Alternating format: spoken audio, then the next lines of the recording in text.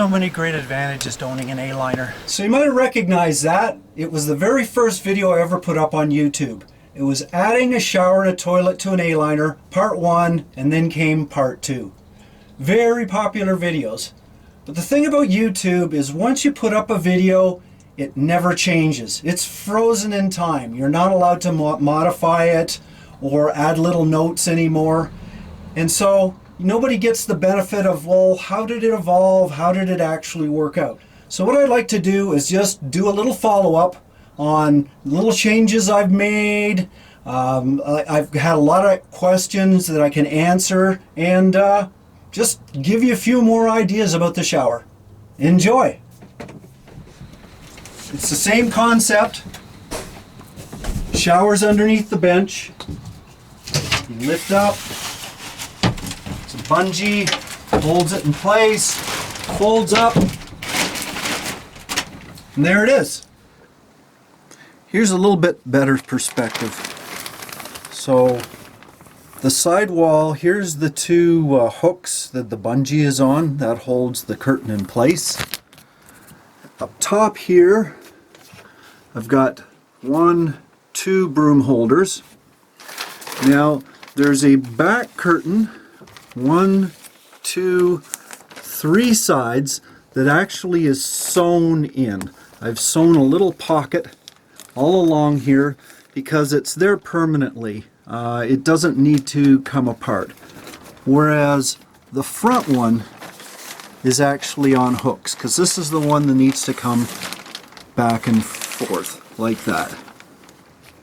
And attachment to the roof is just simply like that. I still use the same water tank. There's all the water.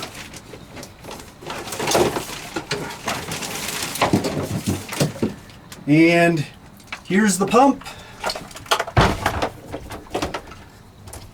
And the shower head. Now, I have used this about 1 year and 4 months at this point. I've been all over the place with it. I've used it a lot. And believe it or not, this is still the same shower curtain I started off with. Now, a lot of people have asked, well, have you had any problems with mold and mildew? And no. When I use it, it comes down. I just let it hang. You know, I give it a little jiggle, and it's good to go. Then I can fold up. I do a little bit of wiping down, and I clean it every once in a while with a disinfectant, but it's never torn or anything. It's really worked good in that regard. So let's face it, not everything comes out perfect when you're trying new ideas. And this one was no exception. When I had the shower in, I think it was in Arizona in February, went to use it and all didn't go as planned. This never made it to the original video, but let me show it to you now. Well, here's an accident that was waiting to happen. I was taking a shower and blew the hose. Big gaping hole in there, sprayed all over the place. It's my own fault though, buying cheap hose. I should have bought reinforced hose like I was supposed to. So, live and learn.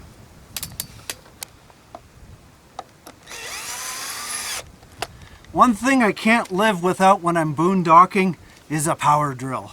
I mean, there's so many times where I need to repair or modify something, drilling, screwing and all that. And I need these tools desperately.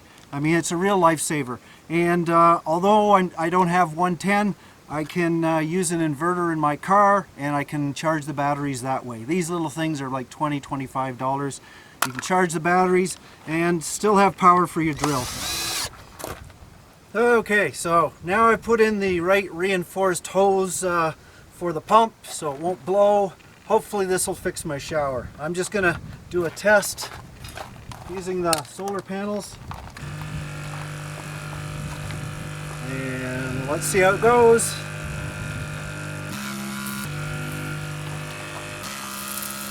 Hose is holding.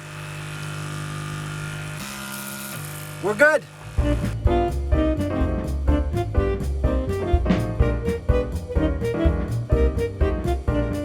Okay, so I've had the immersion heater hooked up for about 5 hours now. It is now exactly 105 degrees. So one thing I need to clarify is the immersion heater with this jug. When I originally put out the video, I said it would take 2 or 3 hours to heat up to hot water for enough for a shower. Well, it can, but not always. When I originally did it, I did it in the summertime and it was hot and the water was reasonably warm to start off with. But when it gets cold out, when it gets around 50, 40 degrees Fahrenheit, it does not heat up very well. And that's where I have to switch to an alternative. So if you're in the desert and it's hot, you can hook this up outside, the sun will heat it up, the solar panels will heat up the 12 volt, and you can do it in 2 hours. But don't rely on it in the fall or when it's really cold. So I got to admit, the pump and its casing is not the prettiest thing I ever made. But the neat thing about this, it's portable. I know those that like the outside showers say it's great because they can clean their muddy boots and the dog and all that stuff and don't have to bring it in. I use this just as much outside as I do inside. Let me show you. Not only does it clean mud off the trailer, it also gets rid of salt from the road and sand at the beach. One other thing I wanted to talk about was gray water. The concept I still have here is that I have a drain, and underneath the trailer it goes into this vegetable oil jug. I still use that and I still recommend that. Seems there's a lot of A-liners that come with an outdoor shower, which is fine, but I guess my question is, where's all that detergent and soap and all that other nasty stuff actually going? Is it just going in the ground where you're camping? I don't know if that's a good idea. And that's why having something like this, you can at least take your gray water and contain it. And whether or not you dispose of it in a proper campsite disposal area, or you disperse it, that's fine. But the last thing I want when I go outside my trailer is to be walking in somebody's filth. Right now I've just got some water heating up in the stove, and I'll show you that. But I've got cold water right now that goes up to about this line. And then when I put in the hot water, it's going to go about here. And the combination of the cold and the boiling water is going to give me hot enough water for a shower. That's my funnel. So as soon as it's finished boiling, it'll go in and then I'll take a shower. So 1 pot and 1 kettle is enough hot water to take a shower.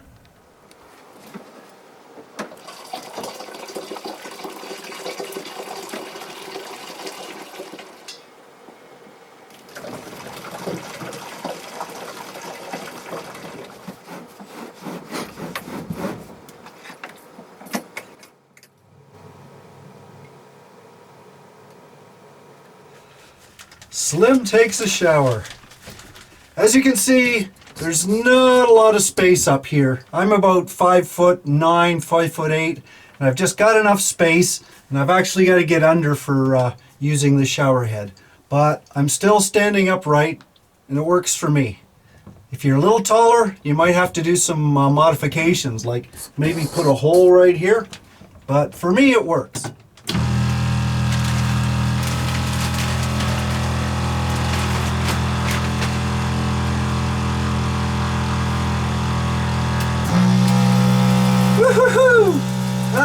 There. Took a few seconds for the hot water to come in there. Now we're ready to go.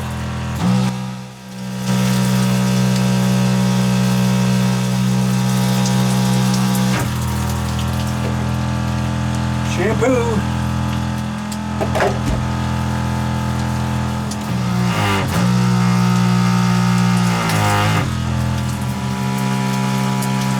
You can take it off. Be more selective as well.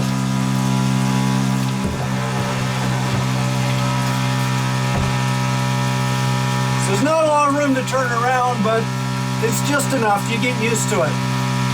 So there we go. Towels on the towel rack.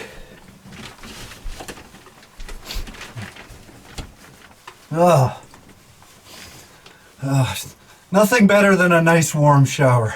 Whew. So the question may be general. Is it worth to going all that hassle to put an indoor shower in your trailer? And for me, it's absolutely yes.